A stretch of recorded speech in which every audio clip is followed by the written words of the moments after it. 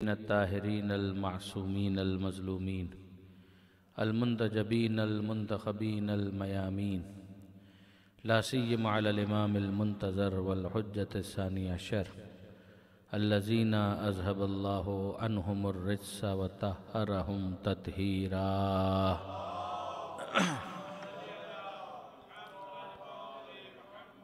واللعنة الدائمة الباقية على أعدائهم أجمعين من يوم ظلمهم إلى قيام يوم الدين.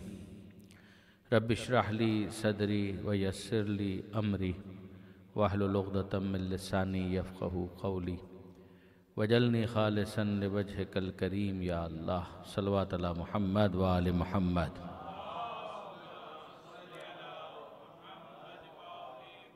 أما بعد فقد قال الله سبحانه وتعالى في القرآن الحكيم بسم الله الرحمن الرحيم والعصر إن الإنسان لفي خسر إلا الذين آمنوا وعملوا الصالحات وتواصوا بالحق وتواصوا بالصبر. صلوات على محمد وآله.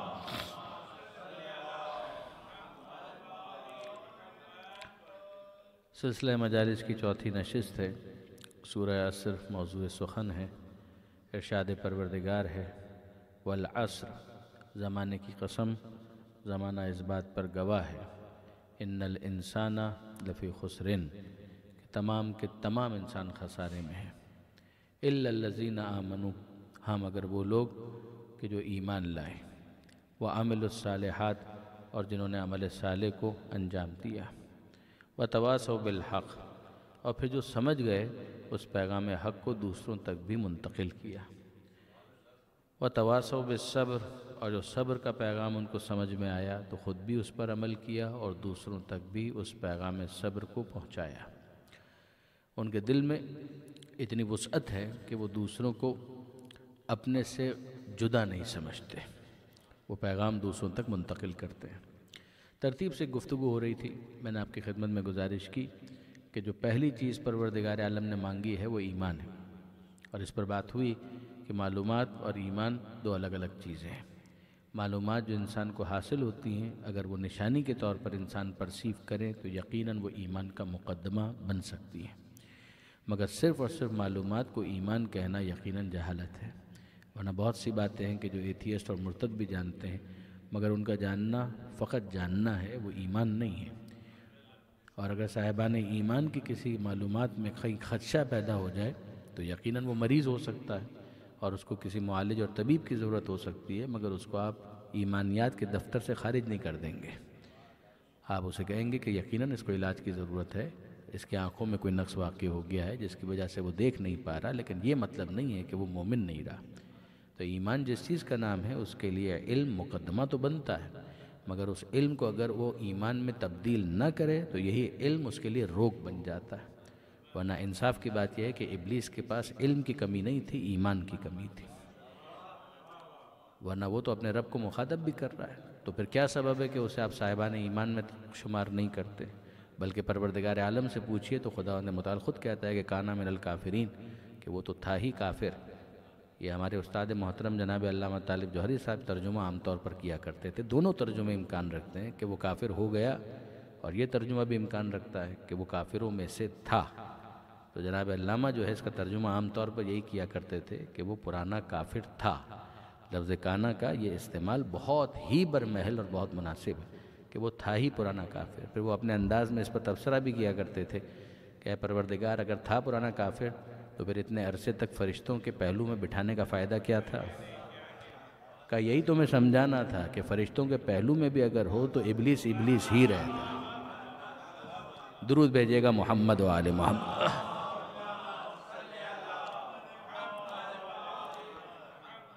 تو وہ چیز جو ابلیس کے پاس مسنگ ہے وہ علم نہیں ہے. اسے معلوم ہے کہ یہ میرا پروردگار ہے، اسے یہ معلوم ہے کہ آدم کون ہے، اسے یہ بھی معلوم ہے کہ حکم کیا ہے.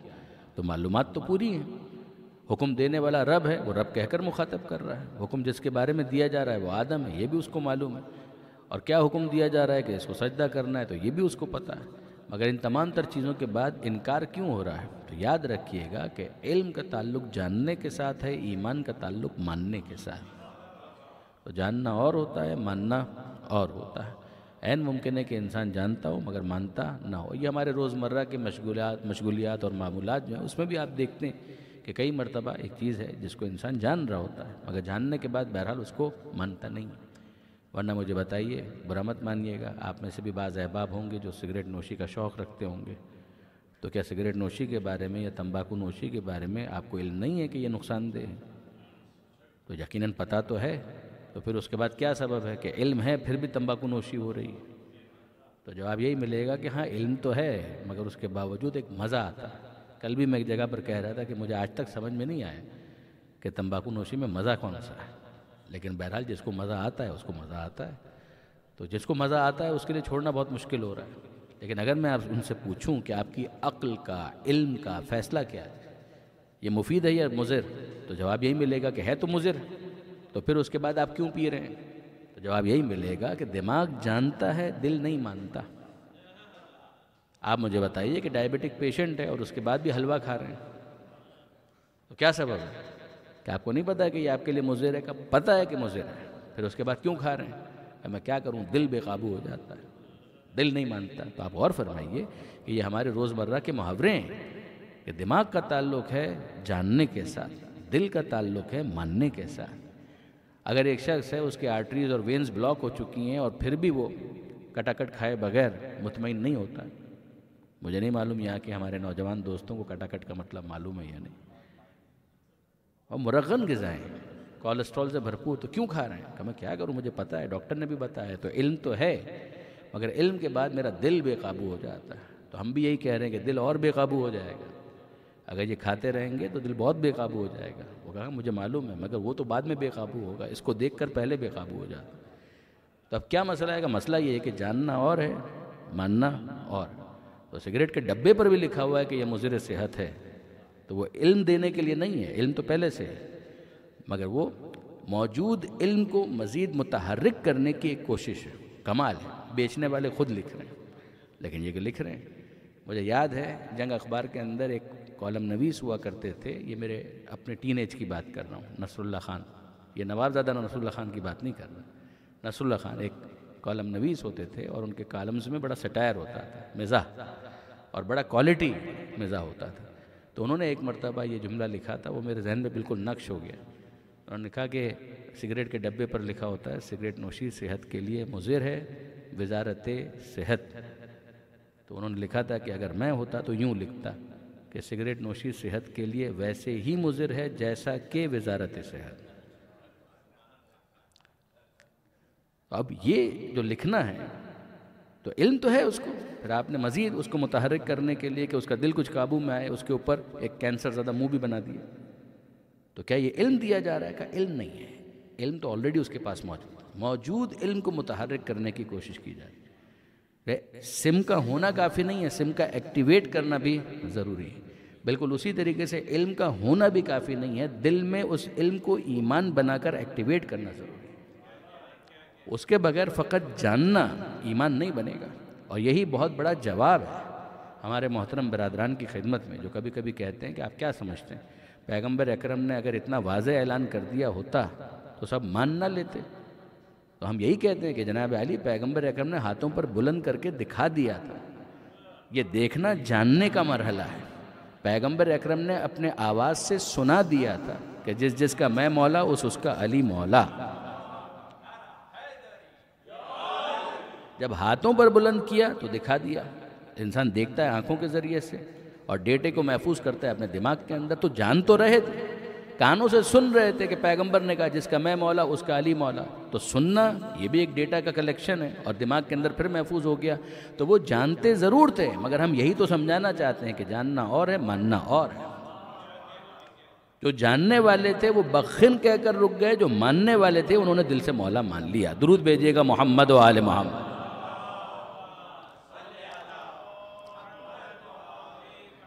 ایک مرتبہ اور درود بھیج دیں، محمد و آل۔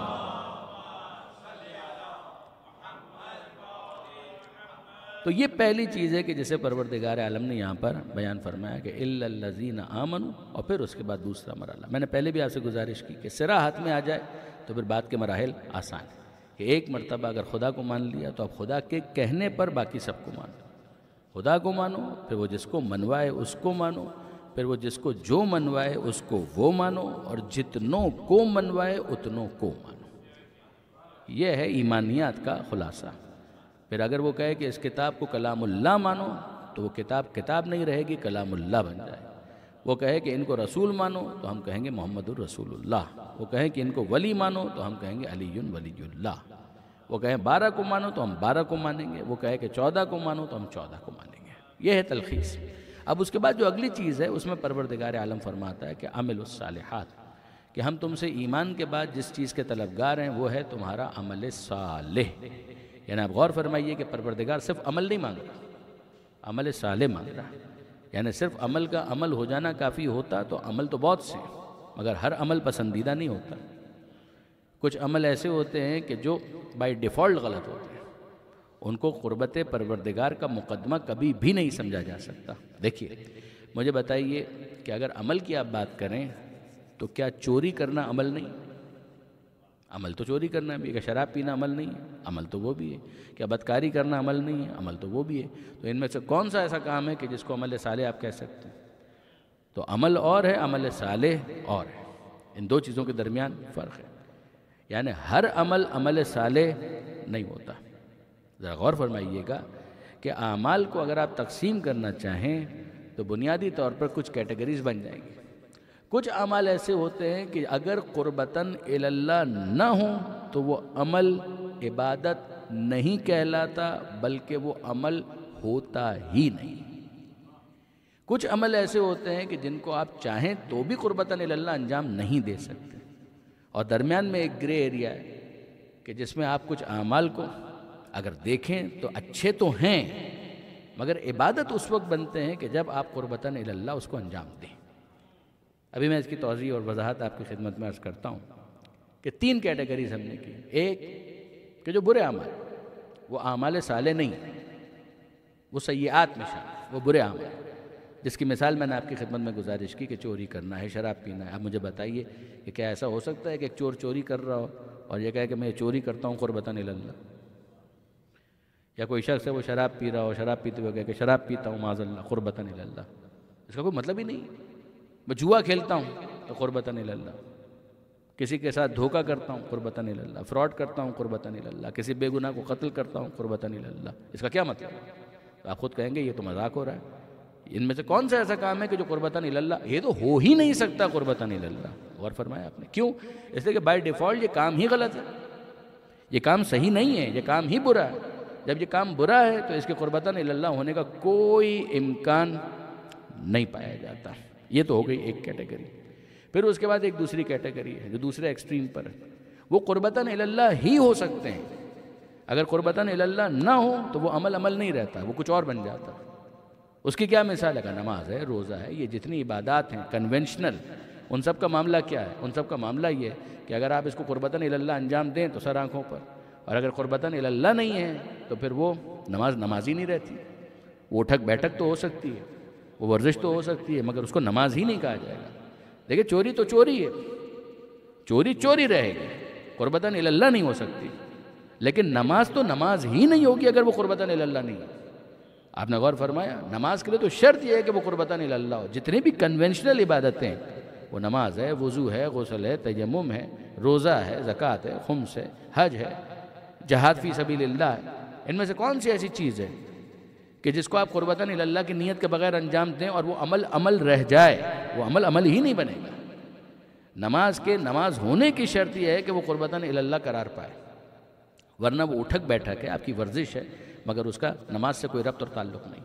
اگر ایک انسان ہے وہ وضو قربتاً اللہ نیت کے بغیر کرے تو مجھے بتائیے کہ کیا اس کا یہ وضو بنے گا؟ یہ ہاتھ منہ دھونا تو ہو سکتا ہے مگر اس کو وضو نہیں کہا جائے. عین ممکن ہے کہ ایک شخص غسل خانے کے اندر جائے اور نہا کر باہر آ جائے اور پوچھا جائے کہ جناب غسل کیا؟ ارے نیت تو تھی نہیں. تو نیت اگر نہیں تھی تو ٹھیک ہے، آپ نے ایک شاور تو لیا ہے، مگر اس کو غسل نہیں کہا جائے گا. البتہ غسل کا اور نیت کا جو تعلق ہے وہ دل کا ہے. ایسا نہیں ہے کہ انسان کے لیے زبان سے کچھ کہنا ضروری ہے، نہ. یعنی یہاں پر بھی یہ وضاحت درمیان میں کرنا اس لیے ضروری ہے کہ بعض ہمارے نوجوان دوست اس میں وسوسے کا شکار ہو جائیں. تو شیطان تو پھر اپنا کام کرتا ہے. تو پھر بہت سارے احباب ہیں کہ وہ کھڑے ہوئے ہیں اور وضو کر رہے ہیں تو آدھے گھنٹے تک وضو ہی کر رہے ہیں، یعنی سارا ٹینک خالی ہو گیا مگر ان کو اطمینان ہی نہیں ہو رہا کہ میری نیت ہی شروع نہیں ہوئی۔ تو یاد رکھیے گا، نیت دل کے ارادے کا نام۔ نماز کے لیے آپ مصلی پر آ گئے، یہی آپ کی نیت ہے۔ وضو کے لیے آپ بیسن پر چلے گئے، یہی آپ کی نیت ہے۔ نیت آپ کے دل کے ارادے کا نام ہے، زبان سے کچھ کہنا ضروری نہیں ہے، وہ کہہ دیں آپ کی مرضی ہے، مگر آپ نہ بھی کہیں تو اس کا نیت سے کوئی تعلق نہیں ہے۔ نیت آپ کے دل کے ارادے کا نام ہے۔ کوئی آپ سے پوچھے کیا کر رہے ہو، تو کہا وضو کر رہا ہوں۔ اب آپ دیکھیں گے بہت سے احباب ہیں وہ پریشان ہوتے ہیں، مصلی پر آتے ہیں اور بار بار ہاتھ اوپر کرتے ہیں پھر نیچے لے جاتے ہیں، ہاتھ اوپر کرتے ہیں پھر نیچے، کیا ہو کیا رہا ہے؟ کہ نیت کر رہا ہوں۔ تو یہ کون سی نیت ہے جو ہو کے نہیں دے رہی؟ نیت تو آپ کے دل کے ارادے کا نام ہے۔ یہ کون سی نیت ہے جو بار بار کیے جا رہے ہیں اور پھر بھی اطمینان نہیں ہو رہا کہ نیت ہم نے کی یا نہیں کی؟ دیکھیے برادران، آسان سی کی مثال دوں کہ جب آپ مجلس میں آ رہے تھے تو گھر سے نکلتے ہوئے آپ نے کوئی جملہ کہا تھا کہ باب زہرا جا رہے ہیں مجلس اٹینڈ کرنے کے لیے، 1 گھنٹے تک سننے کے لیے، کوئی آپ نے الفاظ زبان سے ادا کیے تھے؟ کچھ بھی نہیں کہا تھا۔ تو کیا بغیر نیت کے آ گئے؟ اگر بغیر نیت کے آئے تو کوئی گن پوائنٹ پر آپ کو لے کر آئے؟ اگر آپ اپنی مرضی سے آئیں، اگر آپ سے پوچھا جائے کہ کہاں جا رہے ہیں، کہ یہاں جا رہے ہیں، کیوں جا رہے ہیں، کہ مجلس میں جا رہے ہیں، اور کیا مقصد ہے، کہ قربتاً اللہ، اگر یہ آپ کے دل کا ارادہ ہے تو یہی نیت ہے۔ نیت لفظوں کے کہنے کا نام نہیں ہے۔ آپ صبح کو اپنے کام پر جاتے ہیں تو کام پر جانے سے پہلے کوئی جملہ زبان سے ادا کرتے ہیں کہ میں صبح سے شام تک مثلاً سمجھانے کے لیے عرض کر رہا ہوں کہ خوار ہونے کے لیے، اب یہاں پر تو ایسا نہیں ہوتا ہوگا، مثلا پاکستان کے اندر کہ سیٹ کی گالیاں سننے کے لیے، پسینہ بہانے کے لیے، روزی کمانے کے لیے اپنے گھر سے جاتا ہوں شام تک کے لیے، نہ ایسا کوئی جملہ آپ نہیں کہتے۔ تو کیا بغیر نیت کے آپ جا رہے ہیں؟ نیت کا تعلق دل کے ساتھ، جو آپ کا دل کا ارادہ ہے وہی آپ کی نیت ہے۔ آپ مصلی پر آ گئے تو بغیر نیت کے نہیں آئے، یہ مصلی پر آنا خود دلیل ہے کہ یہ آپ کی نیت تھی۔ آپ جو وہاں پر کھڑے ہیں وضو کرنے کے لیے تو یہ آپ کی نیت ہے۔ اگر آپ غسل خانے کے اندر گئے ہیں اور یہ آپ کی نیت ہے کہ آپ غسل کرنا چاہتے ہیں، وہ کافی ہے۔ کوئی کہے کہ مجھے تو پتہ ہی نہیں تھا کہ آج جمعے کا دن ہے، ورنہ میں غسل کی نیت بھی کر لیتا، اس کا مطلب یہ ہے کہ اس کے دل میں یہ ارادہ موجود نہیں تھا۔ لیکن اگر جمعے کا دن ہے اور آپ گئے غسل خانے کے اندر، ارادہ ہے اور آپ شاور لے کر آئیں، تو یہ صرف شاور نہیں ہے، یہ شاور آٹومیٹیکلی غسل میں تبدیل ہو گیا۔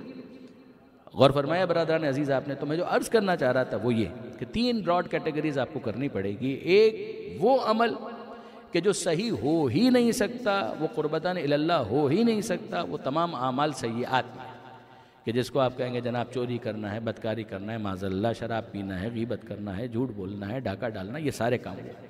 دوسری طرف کچھ ایسے اعمال ہیں کہ جو قربتاً اللہ ہی ہو سکتے ہیں، اگر قربتاً اللہ کی نیت نہ ہو تو اس کے بعد وہ عمل ہی نہیں رہتا۔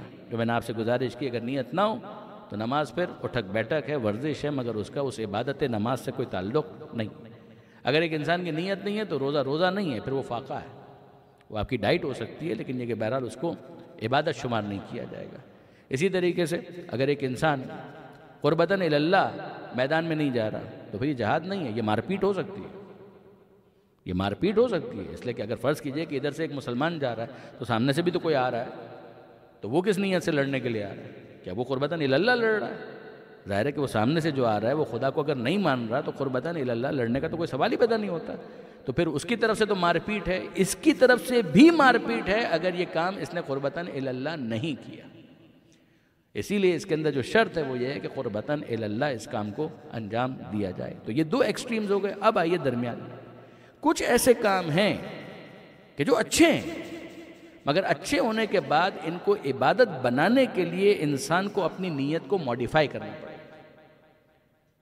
یعنی یہاں پر آپ غور فرمائیے گا کہ مثال کے طور پر ایک شخص وہ خدا کو نہیں مانتا مگر اس نے کسی بھوکے کو کھانا کھلا دیا۔ اب آپ اس کام کو کیا کہیں گے؟ یہ کام برا ہے؟ کام تو اچھا ہے۔ اس کام کو ہم برا نہیں کہیں گے، یہ چوری کی طرح سے نہیں ہے، یہ ڈاکے کی طرح سے نہیں ہے، یہ فراڈ کی طرح سے نہیں ہے، یہ کام اچھا ہے۔ کسی بھوکے کو کھانا کھلانا اچھا ہے۔ کوئی یتیم تھا، اس کے پاس اپنی اسکول کی فیس بھرنے کے لیے پیسے نہیں تھے، آپ نے اس کو اسکول کے اندر بھرتی کروا دیا، اس کی فیس ادا کر دی، یہ کام تو اچھا ہے، یہ کام برا نہیں ہے، یہ کام اچھا ہے۔ مگر کیا یہ کام عبادت بھی ہے؟ آپ اس سے پوچھئے کہ یہ کام وہ کس کے لیے کر رہا ہے۔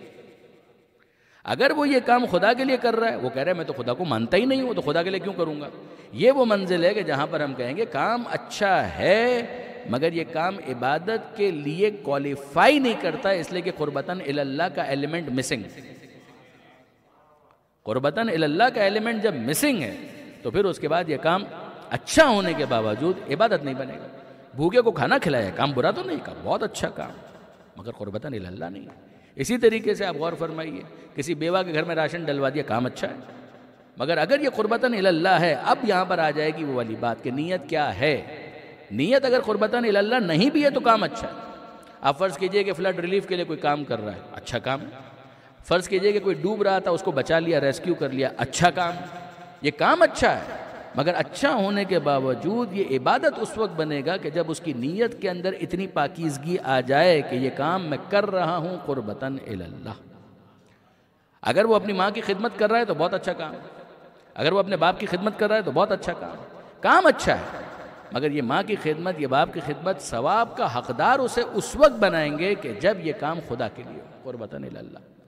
اگر یہ کام قربتاً اللہ نہیں ہے، ہم اس کام کو برا نہیں کہیں گے، یہ کام اچھا ہے۔ اسپتال بنایا، مریضوں کا علاج ہو رہا ہے، اچھا کام، لیکن یہ کام مریضوں کا علاج، یہ اچھا کام عبادت اس وقت بنے گا کہ جب یہ کام قربتاً اللہ ہو۔ یہاں پر ظاہر ہے کہ ہمارے بعض احباب سوال کرتے ہیں کہ اتنا اچھا کام اس نے کیا، پھر اس کا ثواب اسے نہیں ملے گا۔ اے بندہ خدا، پروردگار ثواب دینے میں بخیل نہیں ہے، مگر اس کے لیے کام تو کرو۔ یہ کام اس کے لیے جب ہے نہیں، یہ وہ منزل ہے کہ جہاں پر نیت بہت ریلیونٹ ہوتی ہے، نیت بہت امپورٹنٹ ہو جاتی ہے کہ یہ کام کیا کس نیت کے ساتھ تھا۔ اور فرمایا برادران عزیز آپ نے، یہاں میں آپ کی خدمت میں گزارش کروں گا کہ آیت اللہ شہید مرتضیٰ مطہری، ان کی کتاب ہے عدل الہی، اس کا مطالعہ ضرور کریں۔ یقیناً بزرگان نے تو کیا ہوگا، میں اپنے نوجوان دوستوں کے لیے عرض کر رہا ہوں کہ عدل الہی ان کی اس سبجیکٹ کے اوپر، اس ٹاپک کے اوپر معرکۃ الآراء کتاب، عدل الہی، خاص طور پر اس کا جو آخری چیپٹر ہے وہ انہی میٹرز سے ڈسکس کرتا ہے۔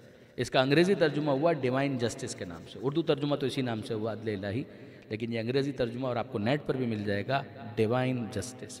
اس کا آخری چیپٹر اس سے ڈیل کرتا ہے کہ جو غیر مسلم اچھے کام اگر کرتے ہیں تو پھر وہ ثواب سے کیوں کر محروم رہیں گا۔ نیت تو خدا جانے، ہمیں نہیں معلوم، لیکن یہ کہ بنیادی بات یہ ہے کہ اگر ایک شخص ہے وہ خدا کو مانتا ہی نہیں ہے تو وہ محنت یقیناً قابل قدر ہے، مگر جب خدا کے لیے اس کام کو انجام ہی نہیں دیا تو پھر اس کے بعد وہ ثواب کا مطالبہ کیسے کر سکتا ہے؟ یہ بالکل ایسا ہے کہ جیسے آپ نے امریکہ کا ویزا لینا تھا اور بڑی محنت سے کینیڈا کا فارم بھرا۔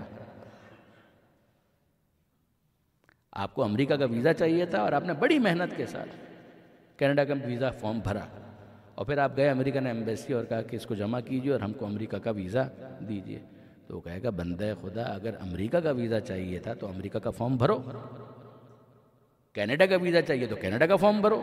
یہ کیا تماشا ہے کہ ویزا چاہیے امریکہ کا، فارم بھر رہے ہو کینیڈا کا؟ تو اس طریقے سے تو میں نے بڑی محنت سے بھرا ہے، تمہاری محنت کا ہم کیا اچار ڈالیں، کیا کریں؟ جب ہمارے لیے یہ فارم نہیں بھرا تو ہم تمہیں ویزا کیسے دے دیں؟ آپ غور فرمائیے کہ جتنا فرق آپ کینیڈا اور امریکہ کے ویزا فارم میں کرتے ہیں، کم از کم اتنا ہی فرق نیتوں کے اعتبار سے بھی تو کریں کہ جو کام خدا کے لیے پھر وہاں سے صبر ثواب ملے گا۔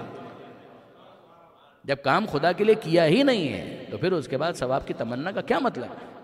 ہاں، یہ آپ آگے بڑھ کر دیکھ لیجئے، اگر فرض کیجئے کہ ایک مسلمان بھی ہے، ایک مومن بھی ہے، اگر وہ بھی کسی ٹریڈیشنل کنونشنل عبادت کو انجام دیتا ہے اور وہاں پر نیت میں فطور آ جائے، غور فرمائیے گا کہ یہ کام نماز ایک عبادت ہے، یعنی یہ گرے ایریا والا عمل بھی نہ رہا، وہ عمل کہ جو کنونشنل عبادت ہے، جس کو اصول فقہ کے اندر کہا جاتا ہے تعبدی، وہ عمل اس نے انجام دیا، مگر اس کی نیت خدا کے لیے نہیں تھی، ریاکاری لوگوں کے لیے، تو یہ مومن ہونے کے باوجود کسی قسم کے ثواب کا مستحق نہیں ہے۔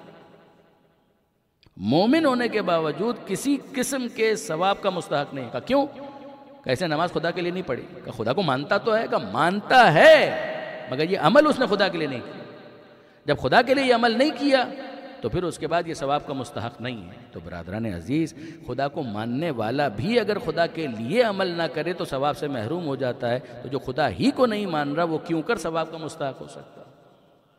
یہ بنیادی نقطہ تو ہے، سمجھنے کی ضرورت ہے۔ یہاں پر اخلاص عبادت کے اندر بہت زیادہ امپورٹنٹ بن جاتا ہے۔ پھر اس کے بعد اگلا سوال آتا ہے کہ کیا یہ ہو سکتا ہے کہ عبادت خدا کے لیے کی جاتی ہے؟ تو پھر یہ کیسے ممکن ہے کہ آپ یہ کہیں کہ ذکر علی عبادت؟ پھر یہ کیسے ہو گیا کہ جب عبادت خدا کے لیے ہوتی ہے تو پھر ذکر علی عبادت، اس کا کیا مطلب ہے؟ تو برادران عزیز، اس بات کو ذہن میں رکھیے گا کہ علی کا ذکر کرتے ہیں قربتاً اللہ، اگر کوئی کہے علی کا چہرہ دیکھنا یہ عبادت کیسے ہو گیا؟ النظر الی وجہ علی عبادت، کہہ تو پیغمبر رہے ہیں تو جاؤ ان سے پوچھو، لیکن اگر ہم سے پوچھتے ہو تو اتنا تو ہم کو بھی سمجھ میں آتا ہے کہ چہرہ علی کو دیکھتے ہیں قربتاً اللہ۔ کہ علی کی محبت عبادت کیسے ہو گئی؟ کہ علی کی محبت دل میں رکھتے ہیں قربتاً اللہ۔ کیا اس کی کوئی اور مثال بھی ہے؟ کیوں نہیں؟ جب آپ نے کسی کو ریسکیو کیا تھا، ڈوبنے والے کو بچایا تھا، اور آپ کی نیت قربتاً اللہ تھی، تو آپ دیکھ لیجئے کہ بچا کسی کو رہے ہیں مگر قربتاً اللہ، کھلا کسی کو رہے ہیں مگر قربتاً اللہ، خدمت کسی کی کر رہے ہیں مگر قربتاً اللہ۔ آپ کلام اللہ کے بارے میں کیوں نہیں سوچتے کہ کلام پروردگار کو پڑھنا بھی تو عبادت ہے؟ تو یہ کلام ہے، خدا تو نہیں ہے۔ جس طرح سے اللہ کے کلام کو پڑھنا قربتاً اللہ ہو سکتا ہے، اسی طرح سے وجہ اللہ کو دیکھنا بھی قربتاً اللہ ہو سکتا ہے۔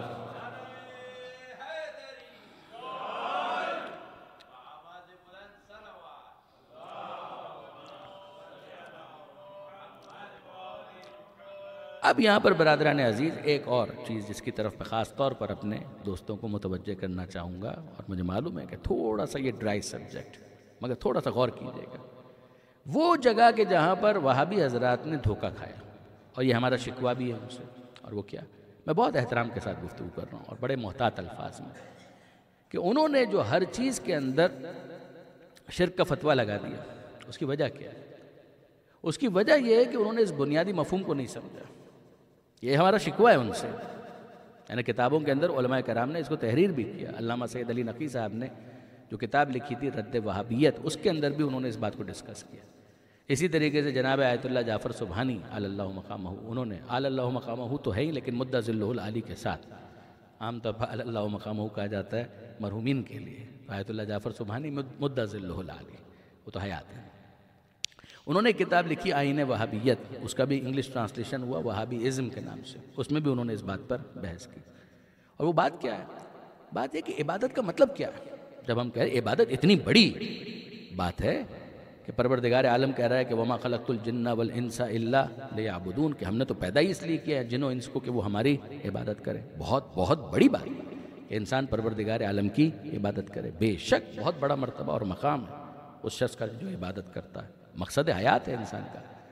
اور پھر مجھے اقبال یاد ہے کہ متاع بے بہا ہے درد و سوز آرزو مندی، کہ یہ عبادت کتنی اہم ہے کہ متاع بے بہا ہے درد و سوز آرزو مندی، مقام بندگی دے کر نہ لوں شان خدا بندی۔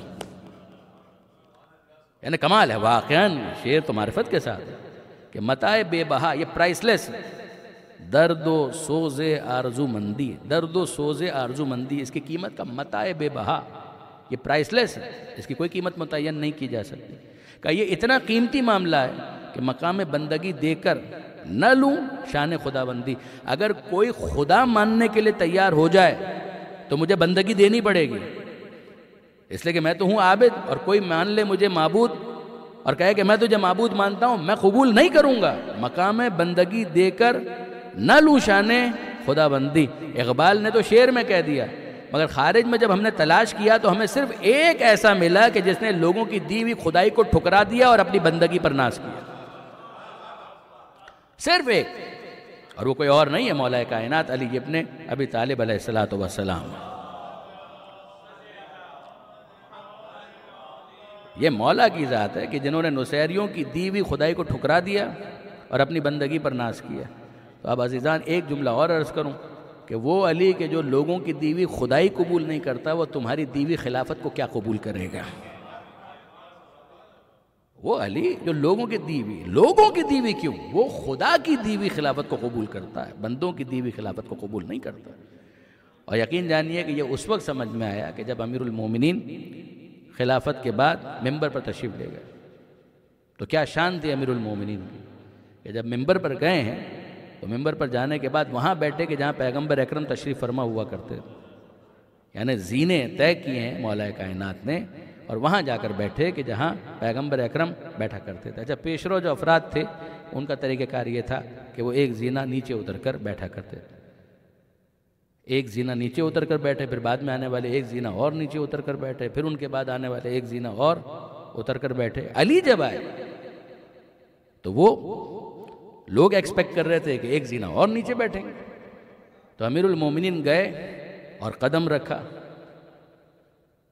اور بعد میں پھر قدم رکھا، اور پھر قدم رکھا۔ دیکھیں میں اردو نہیں جانتا اس لیے کہ اہل زبان نہیں ہوں، مجھے ایسا لگتا ہے کہ رونتے ہوئے گئے،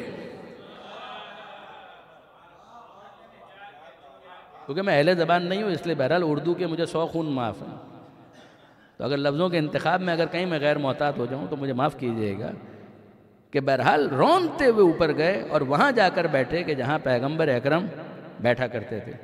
اور اب آپ دیکھیے کہ امیر المومنین ظاہر ہے کہ جب منبر پر گئے اس جگہ پر جا کر بیٹھے کہ جہاں پیغمبر اکرم بیٹھا کرتے تھے، تو اس کے بعد ایک جملہ کہا، یہ امیر المومنین کی خلافت قبول کرنے کے بعد تقریر ہے۔ ایک تو ایک سوال کہ یہ جو امیر المومنین کا عمل ہے کہ جا کر وہاں بیٹھ گئے، نیچے نہیں بیٹھے، یعنی علی یہ کہنا چاہتے تھے کہ تم دینے چوتھی آئے ہو، میں قبول پہلی کر رہا ہوں، تم چوتھی دینے آئے ہو مگر میں تو پہلی قبول کر رہا ہوں۔ اس لیے کہ جانشین کا مطلب کیا ہوتا ہے؟ جو اس کی جگہ ہو وہاں پر وہ بیٹھے، تو یہ تو کسی کی ہمت بھی نہیں ہوئی کہ وہاں جا کر بیٹھے جہاں پیغمبر اکرم بیٹھا کرتے۔ اب مولا تو آ کر بیٹھ گئے، اور جب بیٹھ گئے تو اس کے بعد پھر لوگوں کے درمیان چہم گوئیاں، لیکن اس سے پہلے مولا نے ایک جملہ کہا، الحمدللہ، کہ شکر ہے اس پروردگار کا، رجع الحق، کہ آج حق اپنے مقام پر واپس آ گیا۔ کیا جملہ ہے کہ حق اپنے مقام پر واپس آ گیا۔ اور یہ گفتگو مولا کائنات فرما رہے تھے کہ ایسے میں دیکھا کہ لوگ آپس میں کانا پھوسی کر رہے ہیں، سرگوشیاں کر رہے ہیں، وسپرنگ کر رہے ہیں، تو مولا نے سوال کیا، یہ نجوہ عربی کے اندر کہتے ہیں کہ یہ جو سرگوشی ہے، یہ سرگوشی کیسی ہے؟ تو کسی نے کھڑے ہو کر یہ کہا کہ امیر المومنین بات صرف اتنی سی ہے کہ آپ سے جو پیشرو افراد تھے وہ نیچے بیٹھا کرتے تھے، آپ تو وہاں جا کر بیٹھ گئے کہ جہاں پر اللہ کے رسول بیٹھا کرتے تھے۔ تو مولا کائنات نے مسکرا کر اور تیز نظروں کے ساتھ یہ کہا، یہ منبر کی لکڑیاں کیا ہیں؟ میں نے تو مہر نبوت پر قدم رکھے۔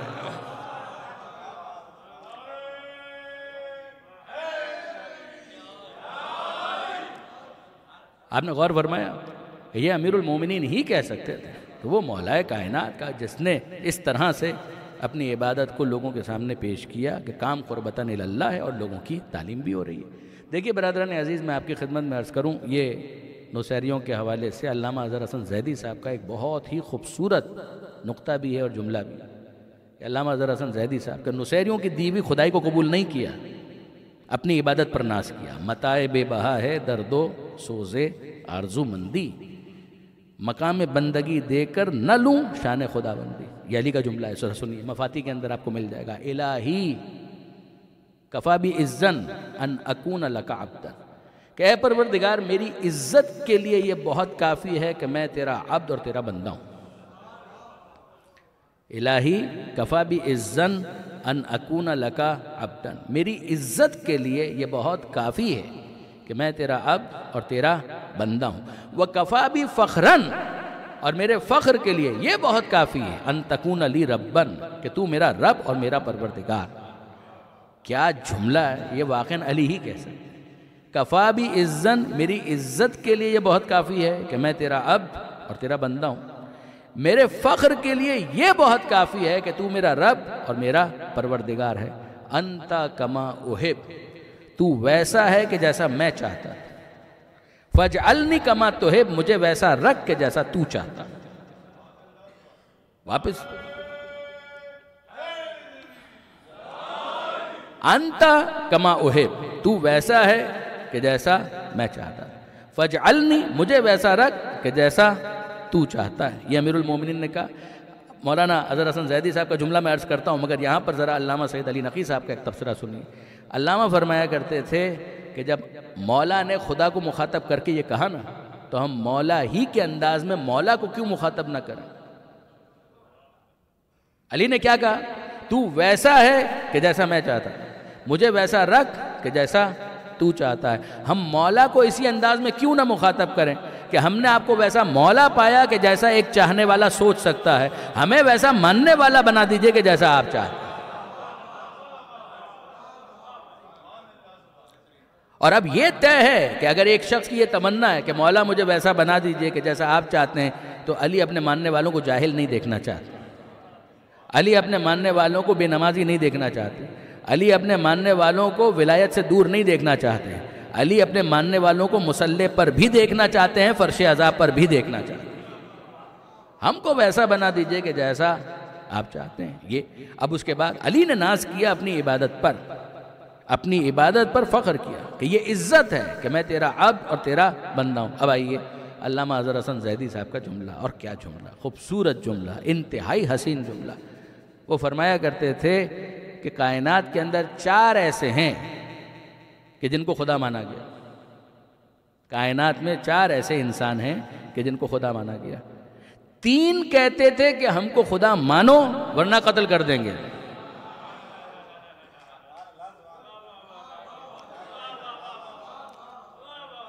4 ہیں کہ جن کو خدا مانا گیا، 3 ایسے ہیں کہ جو کہتے تھے ہم کو خدا مانو ورنہ قتل کر دیں گے، اور ایک ایسا تھا تو یہ کہتا تھا کہ خدا مانا تو قتل کر دوں گا۔ پھر سنیے گا، 4 ہیں کہ جن کو خدا مانا گیا، 3 یہ کہتے تھے خدا مانو ورنہ قتل کر دیں گے، ایک ایسا تھا جو کہتا تھا خدا مانا تو قتل کر دوں گا۔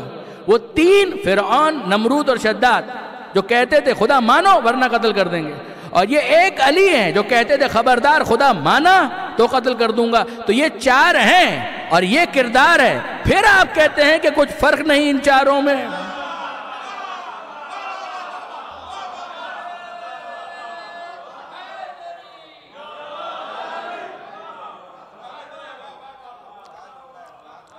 درود بھیجیے گا محمد و آل محمد۔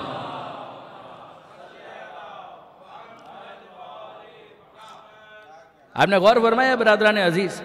تو یہ عجیب معاملہ ہے کہ مولا کائنات وہ اپنی عبادت پر ناز کرتے ہیں اور سمجھاتے ہیں کہ دیکھو عبادت کا تو مطلب ہی یہ ہے کہ اگر ایک انسان خدا کی بارگاہ میں سجدہ ریز ہو جائے، عبادت کرے پروردگار کی، تو پھر اس کا نتیجہ کیا ہے کہ دنیا میں اگر کسی اور کے بندے بنو گے تو تذلیل بھی ہے، ذلت بھی ہے، اور خدا کے بندے بنو گے تو جتنا جھکتے جاؤ گے خدا تمہیں بلند کرتا جائے گا، عزت ہے۔ اسی لیے آپ دیکھیں گے نہج البلاغہ میں مولا فرماتے ہیں لا تکن عبد غیرک وقد جعلک اللہ حرہ، کہ دیکھو اپنے جیسے بندے کے بندے مت بننا، اللہ نے تمہیں آزاد پیدا کیا۔ کیا جملہ ہے، اللہ جعلک اللہ حرہ، اپنے جیسے بندے کا بندہ مت بن، اللہ نے تجھے آزاد پیدا کیا ہے۔ فقط جعلک اللہ حرہ، بندہ دوسرے بندے کا بندہ بنے تو نفس کی تذلیل ہے، اور بندہ معبود کا بندہ بنے تو نفس کی عزت میں اضافہ ہوتا ہے۔ اور کتنا اضافہ ہوتا ہے، کتنا اضافہ ہوتا ہے کہ جتنا بندہ جھکتا ہے پروردگار اسے بلند کرتا ہے، اتنا بلند کرتا ہے، اتنا بلند کرتا ہے کہ کانا قاب قوسین و ادنا، کہ وہ معراج پر لے جاتا ہے۔ وہ معراج پر کس کو لے گیا؟ سبحان الذی اسری بعبدہ، بے عیب ہے وہ جو اپنے عبد کو لے گیا۔ پیغمبر عبدیت کی معراج پر پہلے تھے، جسمانی معراج پر بعد میں پہنچے۔ آپ نے غور فرمایا؟ اور کتنی قربت کہ دنا فتدل فکان قاب قوسین و ادنا، وہ اتنا قریب ہوا، اتنا قریب ہوا کہ 2 کمان کے درمیان کا فاصلہ بلکہ اس سے بھی کم۔ درود بھیجیے گا محمد و آل محمد۔ اب یہاں پر ظاہر ہے کہ آخری اور اختتامی بات میں آپ سے عرض کروں آج کی حد تک، اور مصائب کے چند جملے اور بات مکمل، اور وہ کیا؟ دیکھیے یہ جو اخلاص کا معاملہ ہے یہ انسان کے دل کا معاملہ ہے۔ اخلاص کا یہ مطلب نہیں ہے کہ انسان کوئی کام اجتماع میں نہ کرے، یعنی اگر ایک کام ہے وہ چھپ کر کیا جا رہا ہے تبھی انسان مخلصانہ اس کام کو انجام دے رہا ہے۔ یقیناً بعض مقامات پر یہی شائستہ ہوتا ہے کہ انسان اس کام کو پوشیدہ انداز میں انجام دے، بے شک اس کا مقام اور محل ہے، لیکن یہ نہیں ہے کہ اگر کسی کے سامنے کسی کام کو انجام دیا گیا تو وہ خلوص سے خالی ہے، یہ کوئی ضروری نہیں۔ خلوص کا یہ مطلب ہے کہ کام خدا کے لیے، وہ کام خدا کے لیے، اس میں انسان مخلص ہو، اب چاہے وہ دوسروں کے سامنے انجام پائے، ورنہ اگر کسی کے سامنے عمل کو انجام دینا خلوص کے خلاف ہوتا حتمی طور پر، تو ہمیں فرش عزا کو بڑھا دینا چاہیے۔ بھئی آپ اپنے گھر کے اندر بھی تو مجلس کر سکتے تھے نا، تو پھر آئے کیوں آپ فرش عزا پر؟ آپ تو ریاکاری کر رہے ہیں۔ آپ کو حق کس نے دیا کہ کسی دوسرے کے خلوص پر شک کریں؟ یہ اس کا اور خدا کا معاملہ ہے، اس کے دل کا معاملہ ہے، آپ نے کیسے شک کیا؟ اور آپ غور فرمائیے، یہ تو فرض ادا کا معاملہ ہے نا، جماعت نماز کو آپ کیا کہیں گے؟ ورنہ تو ایک انسان اگر اپنے گھر میں نماز پڑھے تو زیادہ ثواب ملنا چاہیے، مگر شریعت اسلامی کا متفقہ فیصلہ ہے ہر فرقے اور ہر مسلک کا کہ اگر گھر میں نماز پڑھی تو ثواب کم ہے، مسجد میں آ کر نماز پڑھی تو ثواب زیادہ ہے۔ تو مسجد میں آ کر نماز پڑھنے پر ثواب کیوں زیادہ ہے؟ مسجد میں آ رہا ہے تو دوسروں کے سامنے نماز پڑھ رہا ہے، اور جماعت میں اگر نماز پڑھ رہا ہے تو ثواب اور زیادہ ہے، اور جماعت میں جتنے لوگ بڑھتے جائیں گے اتنا ہی ثواب بھی بڑھتا جائے گا۔ تو یہ خلوص کے خلاف نہیں ہو گیا؟ کہا کہ نہیں، خلوص کا تعلق نیت کے ساتھ، نیت یہ جانے اور اس کا رب جانے۔ آپ کو اور مجھے کیا حق ہے کہ کسی کی نیت پر حملہ کریں؟ ایک عمومی نصیحت ہو سکتی ہے کہ کام خدا کے لیے ہونا چاہیے، لیکن یاد رکھیے کہ اجتماعی کام کا یہ مطلب نہیں کہ خلوص ختم ہو گیا، ورنہ جتنا سوشل ورک ہے وہ سارے کا سارا عام طور پر اجتماعی طور پر ہی ہوتا ہے۔ کئی مرتبہ ڈپلیکیشن کو ایوائڈ کرنے کے لیے ادارے آپس میں کوارڈینیشن کرتے ہیں، تو کیا یہ خلوص کے خلاف ہے؟ خلوص کا تعلق دل کے ساتھ، یہ اسٹریٹجیکلی ضروری ہو سکتا ہے کہ ادارے آپس میں کوارڈینیشن رکھیں۔ ہم یہ کہیں آپ ہم کو بتا رہے ہیں تو اس کا مطلب یہ ہے کہ آپ کا خلوص نہیں ہے، کہ آپ بتا اس لیے رہے ہیں کہ ڈپلیکیشن نہ ہو، تو اس کو آپ خلوص کے خلاف نہیں کہیں گے۔ یہ ایک اسٹریٹجی ہو سکتی ہے۔ بالکل اسی طریقے سے جلوس آپ نے نکالا تو آپ امام بارگاہ کے اندر مجلس کر سکتے تھے، جلوس کیوں نکالا؟ اس کا مطلب یہ کہ ریاکاری ہو گئی؟ نہ، یہ پیغام کو دوسروں تک پہنچانا ہے، یہ ایک طرح سے تواصو بالحق اور تواصو بالصبر کا انداز ہے۔ جب پیغام دوسروں تک پہنچایا جائے گا تو ظاہر ہے کچھ کہا جائے گا، کچھ کر کے دکھایا جائے گا، وہ کام ہوگا خدا کے لیے قربتاً اللہ، لیکن جب قربتاً اللہ ہو رہا ہے تو اس کا امپیکٹ ہے کہ جو دوسروں کے سامنے ظاہر ہو رہا ہے۔ اسی کو آپ کہتے ہیں رول ماڈل بننا۔ لقد کان لکم فی رسول اللہ اسوۃ حسنہ، کہ اللہ کے رسول کی زندگی تمہارے لیے اسوہ حسنہ ہے۔ اب آپ مجھے بتائیے، پیغمبر کہہ رہے ہیں سلو کما رأیتمونی اصلی، نماز پڑھو کہ جیسے مجھے تم دیکھتے ہو نماز پڑھتے ہوئے۔ تو اے اللہ کے رسول، آپ ہم کو دکھا رہے ہیں، یہ دکھانا تمہارے لیے نہیں ہے، تمہارے سکھانے کے لیے۔ کام تو خدا ہی کے لیے ہو رہا ہے، مگر یہ خدا کے لیے جو کام ہو رہا ہے اس کا تقاضا یہ ہے کہ وہ تمہارے سامنے ہو۔ ماں کی خدمت ہو رہی ہے تو ماں کی خدمت ہو رہی ہے بے شک، مگر یہ کام قربتاً اللہ ہے۔ یہاں پر ایک واقعہ سن لیجئے اور بات کو میں مکمل کر دوں، اور وہ کیا؟ یہ نجف اشرف کا مشہور واقعہ ہے، حکایت ہے، اور تمثیل بھی ہو سکتی ہے اور واقعہ بھی ہو سکتا ہے، لیکن بہت مشہور ہے۔ یہ خلوص کے حوالے سے، فرش اعضاء کے حوالے سے، عزاداری کے حوالے سے۔ میں نے آپ سے عرض کیا کہ بنیادی بات یہ ہے کہ نیت کے جو معاملات ہوتے ہیں وہ فرد خود جانتا ہے۔ بل الانسان علی نفسہ بصیرہ، انسان اپنے نفس کے بارے میں جتنا جانتا ہے کوئی دوسرا نہیں جانتا، ولو القی معاذیرہ، چاہے وہ کتنے ہی عذر پیش کرے۔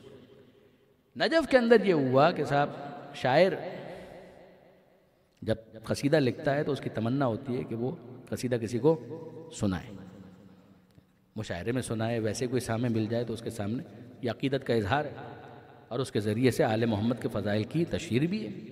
اس نیت میں کوئی خرابی نہیں۔ اگر یہ کام ہو آل محمد کے لیے اور آل محمد کے ذریعے خدا کے لیے تو بے شک اس کام کے اچھے ہونے میں کوئی شبہ نہیں، لیکن جہاں ایک انسان کی کل تمنا یہ ہو کہ لوگ اس سے خوش ہو جائیں اور اس کو کوئی انعام دیں، اگر لوگ انعام دیں کوئی حرج نہیں ہے، لیکن یہ تھا کس کے لیے؟ اگر خدا کے لیے تھا اور انعام بھی مل جائے تو سبحان اللہ، کیا کہنا، ہم خدا ہم خرما، اس میں کوئی مسئلہ نہیں۔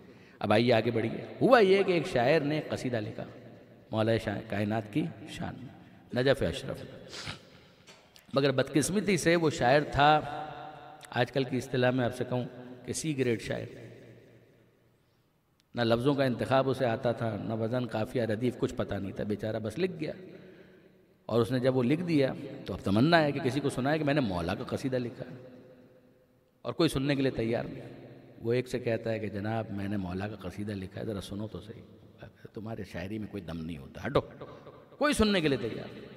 کوشش کر کر کے تھک گیا کہ کوئی بلا لے اس کو کسی محفل مسالمہ کے اندر کہ جہاں وہ کلام اپنا پیش کرتے، کوئی سننے کے لیے تیار ہی نہیں۔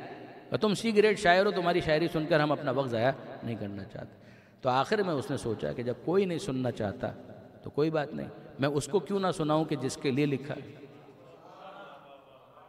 اور نجف میں تھا، وہ پہنچا حرم امیر المومنین میں، اور مولا کی ذریعے کو مخاطب کر کے اس نے وہ قصیدہ سنا دیا۔ اور جب قصیدہ سنا دیا تو ایک قندیل گری، اس نے وہ اٹھا لی، قندیل بہت قیمتی، اس نے جب اٹھائی اور جانے لگا تو ظاہر ہے کہ جو حرم کے خادم تھے وہ آ گئے اور انہوں نے کہا کہاں جا رہے ہیں آپ؟ یہ اٹھا کر آپ کہاں جا رہے ہیں؟ کہا مولا نے مجھے تحفہ دیا ہے۔ کہا سبحان اللہ، قندیل گری، آپ نے اٹھا لی اور آپ کا دعویٰ یہ ہے کہ مولا نے آپ کو تحفہ دیا، ہم کیسے مان لیں؟ ان کی بات بھی کافی حد تک جسٹیفائڈ تھی کہ اگر اس طرح سے ہر ایک ایک چیز اٹھا کر جانے لگے تو یہ حرم کے جتنے بھی تبرکات ہیں وہ سب تو باقی نہیں رہیں گے۔ وہ کہہ رہے دیکھو ذرا یہ گری ہے، ٹوٹی بھی نہیں ہے، کوئی کریک نہیں آیا ہے کہ یہ تمہارے لیے کافی نہیں ہے، کہ اتفاق ہو سکتا ہے، ہم کیسے جانیں کہ یہ مولا نے تمہیں تحفہ دیا؟ واپس جا کر اس کو فکس کر دیا، پھر وہ گری، وہ قندیل ٹھہرتی نہیں ہے، پھر گر جاتی۔ اس نے پھر واپس اٹھا لیا، میں کہہ بھی رہا ہوں یہ مولا کا تحفہ ہے، مجھے لے جانے دو۔ کہا کہ نہیں، ہم کیسے مان لیں؟ تو پھر اس کے بعد واپس سے تیسری مرتبہ انہوں نے فکس کرنے کی کوشش کی، مگر وہ واپس گر گئی۔ اب ان کو بھی اطمینان ہوا کہ یہ صحیح کہہ رہا ہے، ممکن ہے کہ مولا نے اس کو تحفہ دیا ہو، تو ہمیں کیا حق ہے کہ ہم اس کے تحفے کو ضبط کر لیں؟ کہ لے جاؤ بھائی، ایسا لگتا ہے کہ مولا نے خوش ہو کر تم کو تحفہ دیا۔ اب یہ بیچارہ قندیل اٹھا کر خوش خوش باہر آیا، اور جب باہر آیا تو ایک دروازے سے یہ باہر گیا اور دوسرے دروازے سے شعراء کی ایک فوج ظفر موج، جیسے جیسے خبر لوگوں کو ملتی گئی ویسے ویسے لوگ اپنا اپنا قصیدہ لے کر حرم کے اندر داخل ہوتے چلے گئے۔ اور اب سب سنا رہے ہیں زری کو مخاطب کر کے کہ عرض کیا ہے، مگر ارشاد کی آواز کہیں سے نہیں آتی۔ عرض کیا ہے، ہر ایک اپنا قصیدہ پیش کر رہا ہے، اور بہترین قصیدے، یعنی رینکنگ کے اعتبار سے، ریٹنگ کے اعتبار سے A+، مگر وہ ریٹنگ کیا کہ جس کو علی ابن ابی طالب انڈوز نہ کریں، وہ رینکنگ کیا کہ جس کی توثیق علی کی طرف سے نہ ہو۔ تو یہ قصیدے تو سنا رہے ہیں اور بار بار قندیل کو دیکھتے ہیں، پھر 2 شعر پڑھے، پھر قندیل کو دیکھا، پھر چند شعر پڑھے، پھر اس کے بعد قندیل کو، قندیل تو گرتی نہیں، قندیل تو چھوڑیے، کوئی ایک برقی کمکما کچھ بھی نہیں گرتا ہے، ایک بلب بھی نہیں گرتا، چھوٹا موٹا کچھ بھی نہیں گرتا۔ تو مایوس باہر چلے گئے، کہا کہ چھوڑو اس کو، کہاں آتا ہے۔ دوسرا آیا شاعر، پھر اس نے کوشش کی، کچھ نہیں گرا، تیسرے شاعر نے کوشش کی، کچھ نہیں گرا۔ کہتے ہیں کہ ان شعراء میں سے کسی نے امیر المومنین کو خواب میں دیکھا۔ پیغام چونکہ بہت اچھا ہے، ورنہ عام طور پر میں خواب پڑھنے کا عادی نہیں ہوں، لیکن یہ کہ بہرحال یہ پیغام بہت اچھا ہے کہ مولا کو اس نے خواب میں دیکھا اور مولا سے کہا، یعنی سلام علیک کے بعد، کہ مولا باقی تمام تر چیزیں تو اپنی جگہ پر، آپ کی شجاعت بے شک، کیا کہنا آپ کی شجاعت، آپ بہت بہادر تھے۔ مولا آپ کی سخاوت، کیا کہنا، سبحان اللہ، آپ بہت بڑے سخی تھے، بہادر بھی آپ بہت بڑے تھے، سخی بھی آپ بہت بڑے تھے، مگر مولا انصاف کی بات یہ ہے کہ شعر کا آپ کا ذوق نہیں ہے، آپ سخن شناس تو نہیں ہے۔ کیا مطلب؟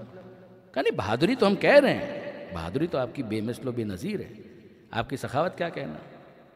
کہ پروردگار عالم نے آیت نازل کر دی، بے شک، لیکن مولا بات یہ ہے کہ شعر کا آپ کا ذوق ڈاؤٹ فل ہے، وہ ٹیسٹ نہیں ہے آپ کے پاس۔ کہیں تم کیسے کہہ سکتے ہو؟ اچھا آپ جانتے ہیں کہ مولا کائنات سے منسوب ایک دیوان بھی ہے کہ جس میں مولا کائنات کے اشعار کو جمع کیا گیا، اور بڑے کمال کے اشعار ہیں اس کے اندر بھی، اور خود امیر المومنین کے تبصرے بھی ہیں بعض شعراء کے بارے میں نہج البلاغہ میں۔ تو مولا نے یہ کہا کہ بھئی تم کیسے کہہ سکتے ہو کہ میرا شعری ذوق جو ہے وہ اتنا اچھا نہیں؟ کہ مولا سیدھی اور صاف بات یہ ہے کہ وہ سی گریڈ شاعر، یہ الفاظ میرے ہیں، کہ وہ سی گریڈ شاعر، نہ ردیف، نہ قافیہ، نہ وزن، کچھ بھی نہیں، لفظوں کا انتخاب بھی انتہائی بیہودہ۔ اس نے قصیدہ آپ کے سامنے پڑھا اور آپ نے اس کو اتنی قیمتی قندیل ہدیے اور تحفے کے اندر دے دی، اور ہم اتنے بہترین اشعار آپ کے سامنے پڑھ رہے ہیں، کسی سے بھی آپ پوچھ لیجئے، اور پھر اس کے بعد ہم تو دیکھتے ہی رہ گئے، ایک بلب بھی نہیں گرا، کوئی کمکما کچھ بھی نہیں، کچھ ہدیہ نہیں ملا، اور اس کو اتنی قیمتی قندیل۔ تو مولا نے کہا کہ بات صرف اتنی ہے کہ اس نے اشعار کہے تھے میرے لیے، تم نے اشعار کہے تھے قندیل کے لیے۔ جب اشعار میرے لیے کہے تھے، تحفہ میرے لیے، میرے ذمے پر تھا کہ میں اس کو تحفہ دوں۔ تم نے جب اشعار قندیل کے لیے کہے تھے تو پھر مجھ سے تحفہ کیوں مانگ رہے ہو؟ تحفہ قندیل سے مانگو۔ آپ نے غور فرمایا، یہ وہ منزل ہے کہ جو باطن سے واقف ہے وہ نیت کے بارے میں فیصلہ کر سکتا ہے، مگر میں اور آپ کسی کی نیت کے بارے میں کوئی فیصلہ نہیں کر سکتا۔ یہ بنیادی بات ہے برادران عزیز۔ اور اب حسین ابن علی کی جو قربانی ہے وہ کس نیت کے ساتھ؟ رضن بقضائک و تسلیما لامرک، کہ اے پروردگار میں تیری رضا پر راضی، میں تیرے امر کے آگے سر تسلیم خم کرتا ہوں۔ انا للہ و انا الیہ راجعون، ہم ہیں ہی اللہ کے لیے، ہمارا پورا وجود اللہ کے لیے، ہماری ساری قربانیاں اللہ کے لیے، و انا الیہ راجعون، اور اسی کی بارگاہ میں ہمیں پلٹ کر جانا ہے۔ یہ خاص جملے حسین ابن علی نے کہے تھے علی اصغر کی شہادت کے بعد. اور یاد رکھیے کہ برادران عزیز، یہ بہت اہم شہادت ہے، بہت ہی اہم شہادت، اس چھوٹے شہزادے کی شہادت جناب علی اصغر کی. اور اس شہادت کو سید سجاد بھول نہ سکے. کربلا کے واقعے کو یاد کرنے والے امام کا نام ہے سید سجاد. ہر امام نے یاد کیا، مگر سید سجاد اور امام باقر یہ تو عینی شاہدین میں سے ہیں. تو سید سجاد کو حسین ابن علی کی وصیت بھی تھی کہ اے بیٹا سید سجاد، جب وطن واپس جانا اور چاہنے والوں سے ملاقات ہو تو ان کو کہنا کہ تم بہت یاد آئے جب عصر عاشور اصغر میرے ہاتھوں پر تھا. کاش تم دیکھتے کہ کیسے میں اصغر کے لیے پانی مانگ رہا تھا اور بچے کو پانی نہ دیا گیا، اسے خون سے سیراب کیا گیا. تو یاد رکھیے گا کہ جب بعد میں واقعہ کربلا کے بعد جناب مختار نے کوفہ پر اپنی حکومت قائم کی اور قاتلان امام سے بدلہ لینا شروع کیا، تو اس موقع پر ایک شخص کوفہ سے مدینہ منورہ آیا اور وہاں پر سید سجاد سے ملاقات کی. یہ وہ زمانہ تھا جب سید سجاد خون کے آنسو رو رہے تھے. تو اس شخص نے سجاد سے ملاقات کی اور چوتھے امام نے رسمی گفتگو کے بعد پوچھا کوفہ کے کیا حالات ہیں، مختار کا کیا معاملہ ہے؟ تو وہ کہتا ہے کہ مولا کیا کہنا، کوفہ میں مختار کی حکومت ہے، قاتلان حسین سے انتقام لے رہے ہیں. شان یہ ہے کہ چن چن کر قاتلوں کو گرفتار کرتے ہیں، ان سے اقبال جرم کرواتے ہیں اور پھر اس کے بعد ان کو تحقیق کرتے ہیں. تو سید سجاد نے کچھ دیر کے لیے اپنا چہرہ نیچے کیا، کچھ سوچتے رہے، پھر اپنا چہرہ بلند کیا اور ایک جملہ کہا، ہرملہ پکڑا گیا، ہرملہ گرفتار ہوا. اس نے جواب دینے کے بجائے ایک اور سوال کر لیا کہ مولا میں حیران ہوں کہ آپ نے اکبر کے قاتل کے بارے میں نہیں پوچھا، آپ نے عباس کے قاتل کے بارے میں نہیں پوچھا، حد یہ ہے کہ آپ نے اپنے بابا حسین کے قاتل کے بارے میں نہیں پوچھا. آپ نے پوچھا تو اس ننھے مجاہد کے بارے میں پوچھا. آپ کو معلوم ہے کہ سید سجاد کا جواب کیا تھا؟ سجاد کہنے لگے وہ تیر اصغر کو تو نہیں لگا تھا، تمہارا کیا خیال ہے وہ تیر اصغر کو لگا تھا؟ وہ تیر ہم آل محمد کے دل کے پار ہو گیا. ہم نہ اصغر کو بھول سکتے ہیں، نہ اس کے معصوم خون کو بھول سکتے ہیں، اور نہ اس قاتل کو معاف کر سکتے. یہ شخص کہتا ہے کہ نہیں مولا، اب تک اصغر کا قاتل ہرملہ وہ تو نہیں پکڑا گیا. بہت کم ہے تہذیب آل محمد میں کسی کو بددعا دینا، مگر اس موقع پر سید سجاد نے ہرملہ کے لیے جو الفاظ استعمال کیے وہ بددعا تھے. اور جب یہ پلٹ کر واپس آیا ہے کوفہ میں تو مختار کا دربار سجا ہوا تھا، لگا ہوا تھا، اور جب وہ وہاں پر داخل ہوا تو اس نے دیکھا کہ ہرملہ کو گرفتار کر کے لا رہے ہیں. جب اس نے ہرملہ کو گرفتار دیکھا تو بے اختیار اس کی زبان پر نعرہ تکبیر بلند ہوا، اللہ اکبر. اور اتنی بلند آواز سے اس نے کہا اللہ اکبر کہ مختار متوجہ ہوئے اور کہنے لگے خدا کی کبریائی میں تو کوئی شبہ نہیں ہے، مگر اس موقع پر نعرہ تکبیر لگانے کی کوئی خاص وجہ، مصلحت؟ کہا کہ امیر میں کیا بتاؤں، میں ابھی مدینہ سے واپس آ رہا ہوں، وہاں میری ملاقات سید سجاد سے ہوئی، آپ کے بارے میں پوچھا، اور جب میں نے بتایا کہ قاتلوں کو گرفتار کر رہے ہیں تو بس ایک کے بارے میں پوچھا کہ ہرملہ گرفتار ہوا یا نہیں. میں نے بتایا کہ نہیں ہوا تو بددعا دی، اور یہاں آیا ہوں اور میں ہرملہ کو گرفتار دیکھ رہا ہوں، میں خود پر قابو نہ رکھ سکا. مختار نے اتنا سنا زار و قطار رونے لگے، اور اب ہرملہ کو مخاطب کر کے کہتے ہیں ہرملہ بتا کہ تو نے کربلا میں کیا کیا، بتا کہ تو نے کربلا میں کیا کیا. ہرملہ ہاتھوں کو جوڑ کر کہتا ہے امیر جو سزا دینی ہے دے دے، مجھے قتل کرنا ہے تو قتل کر دے، مگر مجھ سے یہ مت پوچھ کہ میں نے کربلا میں کیا کیا تھا. کہا تجھے بتانا پڑے گا کہ تو نے کربلا میں کیا کیا تھا. کہا امیر میرے پاس 7 تیر تھے، 7 جن میں سے 4 نشانے پر نہیں لگے، بس 3 تیر تھے جو نشانے پر لگے. کہا بتا کہ تو نے پہلا تیر کس پر چلایا. کہا امیر یہ وہ وقت تھا جب عباس مشق سکینہ بھر کے خیموں کی طرف جا رہے تھے. عباس کے بازو قلم ہو چکے تھے، مگر عباس کسی سے رک نہیں رہے تھے، تیزی کے ساتھ گھوڑا آگے دوڑاتے چلے جا رہے تھے. ایسے میں عمر سعد نے کہا ہرملہ یہ مشق خیمے تک نہیں جانی چاہیے. اس موقع پر میں نے تیر کو کمان میں جوڑا، جب تیر رہا ہوا وہ جا کر مشق سکینہ میں پیوست ہو گیا، مشق چھیدی، پانی بہا اور عباس گھوڑے پر ٹھہر نہیں سکے، عباس زمین کربلا پر گرے. مختار روتے جاتے ہیں اور کہتے ہیں بتا کہ دوسرا تیر تو نے کس پر چلایا. وہ اسکپ کر گیا، تیسرے تیر کو بیان کرتا ہے امیر اگلا تیر میں نے اس وقت چلایا کہ جب حسین ذوالجناح پر ڈگمگا رہے، زہرا کا لال زخمی تھا، سر تھا پا، مگر ذوالجناح پر تھا، ڈگمگا رہا تھا، گر نہیں رہا تھا۔ مجھ سے عمر سعد نے کہا کچھ ایسا کر کہ حسین زمین پر گرے۔ میں نے تیر کمان میں جوڑا اور جب رہا کیا ہے وہ تیر پیوست ہوا حسین کی پیشانی پر، پیشانی چھدی، خون کا فوارہ بلند ہوا، اور پھر اس کے بعد حسین ذوالجناح پر ٹھہر نہ سکے، وہ زمین کربلا پر گرے۔ مختار کہتے ہیں بتا تو نے تیسرا تیر کس پر چلایا؟ کہا امیر اس تیسرے تیر کے بارے میں مجھ سے مت پوچھ، کہا تجھے بتانا پڑے گا۔ اور اب وہ کہتا ہے امیر یہ وہ وقت تھا جب بچہ باپ کے ہاتھ پر تھا، حسین کہہ رہے تھے اس کی ماں کا دودھ تک خشک ہو چکا ہے، آگے بڑھ کر اس کو پانی پلاؤ، کسی نے پانی نہیں پلایا۔ حسین نے کہا سمجھتے ہو بچے کے بہانے میں پی لوں گا؟ لو میں نے کربلا کی ریت پر لٹا دیا۔ بچہ ریت پر تڑپتا رہا، مچلتا رہا، مگر کسی نے پانی نہ دیا۔ حسین نے پھر بچے کو گود میں لیا اور کہنے لگے بتاؤ بیٹا تم بھی تو حجت خدا کے فرزند ہو، کتنے پیاسے ہو؟ اصغر نے رخ کیا فوج کی طرف اور اپنی سوکھی زبان سوکھے ہونٹوں پر پھرانا شروع کی۔ تلاطم مچ گیا، انقلاب کے آثار۔ اور حرملہ کہتا ہے کہ عمر سعد نے کہا اکتا کلام الحسین، میں نے 3 بھال کا تیر کمان میں جوڑا جو گھوڑے کی گردن کو توڑنے کے لیے استعمال ہوتا ہے۔ کہاں گھوڑے کی گردن، کہاں اصغر کا نرم گلا۔ اور جب میں نے تیر رہا کیا، مختار کہتے ہیں پھر کیا ہوا؟ فَتَقَلَّبَ الصَّبِيُّ عَلَى يَدَيِ الْإِمَامِ، وہ بچہ باپ کے ہاتھ پر منقلب ہو گیا۔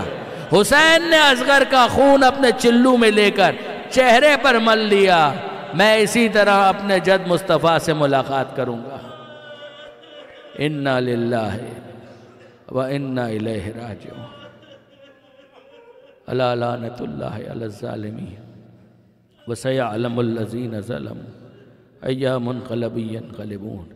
بار الہ اس قلیل توسل کو قبول فرما، ان آنسوؤں کو جناب سیدہ کے رومال میں جگہ عطا فرما، بانیان اور حاضرین کی توفیقات میں اضافہ فرما، بیماروں کو شفا عطا فرما۔ میرے بڑے بھائی کی اینجیوپلاسٹی ہوئی ہے، میں آپ سے دعاؤں کے لیے درخواست کرتا ہوں کہ پروردگار عالم کی بارگاہ میں دعا کریں کہ تمام بیماروں کو، خاص طور پر ہمارے بڑے بھائی عاشق عباس داؤدانی صاحب کو صحت کاملہ اور عاجلہ نصیب فرما۔ جو بے روزگار ہیں انہیں عزت کی روزی عطا فرما، جو برسر روزگار ہیں ان کے رزق میں برکت عطا فرما، جو بے اولاد ہیں اولاد صالح عطا فرما، جو صاحبان اولاد ہیں تربیت کی توفیق عطا فرما، عزاداری عزاداروں عزاخانوں کی حفاظت فرما، زمانے کے امام کے ظہور میں تعجیل فرما، ہمیں ان کے اعوان و انصار میں شمار فرما۔ ربنا تقبل منا انک انت السمیع العلیم وتب علینا انک انت التواب الرحیم۔ ماتم حسین۔